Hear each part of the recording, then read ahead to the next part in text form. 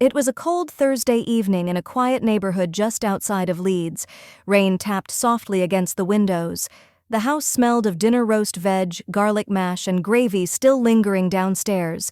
But upstairs, behind a nearly closed door, there was another smell entirely: smoke, and not from any kitchen.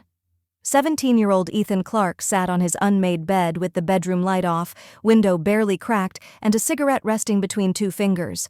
The smoke curled around his head, disappearing out the gap. He thought he was clever. He thought it masked well enough.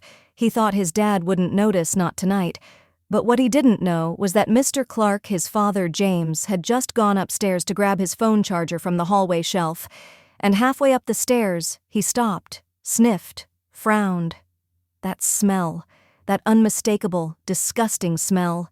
It wasn't burnt toast. It wasn't the fireplace. It was cigarette smoke. In his house, without knocking, he pushed open Ethan's door. "Ethan!" The room froze. Ethan jolted, eyes wide like a child caught sneaking sweets. "Dad!" he blurted. I was just—" "Don't insult me." His father stepped inside, snatched the cigarette off the carpet, and crushed it into an old coaster. "I can smell the lies before I even see your face."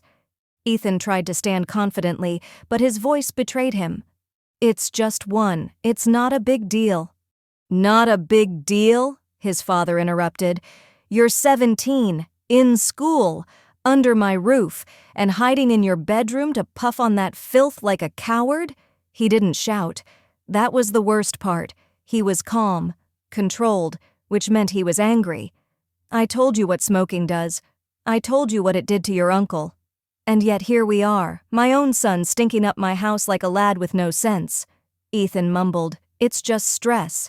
Everyone at college does it." His father raised a brow. "So if your college mates jump off a bridge, you want the train schedule too?" There was silence. Mr. Clark stepped closer. "You want to act like a man? Fine, then take a man's consequence." He walked over to the wardrobe, opened the bottom drawer, and pulled out something Ethan hadn't seen since year 9. The cane. Thick. Worn. Heavy. Not for decoration. Ethan's stomach flipped. "Dad, seriously?" "I'm almost 18. "Then you should have had the sense to act like it," his father replied sharply. "You don't lie to my face, you don't hide filth in my house, and you don't smoke under my roof." He grabbed a wooden chair and dragged it to the center of the room. Jeans down, over the chair. Ethan hesitated. Now. Shame and dread swirled through him as he undid his cane and lowered his jeans. Quietly, he bent over the chair, gripping the sides. The room was still. Then came the first strike. Crack! Ethan gritted his teeth. That's for thinking rules stop applying when you turn 17. Crack. For sneaking, lying, and disrespecting me. Crack. And for every time you swore you weren't doing this anymore. Crack. Ethan winced, his voice breaking slightly. "I'm sorry." "You will be." More followed, not out of rage, but discipline, firm, measured, every swat a lesson. When it was done, Mr. Clark placed the cane back down. "Stand up." Ethan stood, red-faced, silent. His father folded his arms. "You're grounded for a week. No mates, no phone, no telly. You'll clean this room top to bottom and open that window properly. The air in this house deserves better." "Yes, sir. And if I ever smell that again, I won't stop at a cane. You'll be out looking for your own flat to smoke in." Ethan nodded. "I understand." "Good. Then go wash your face, and think very hard about who you're becoming."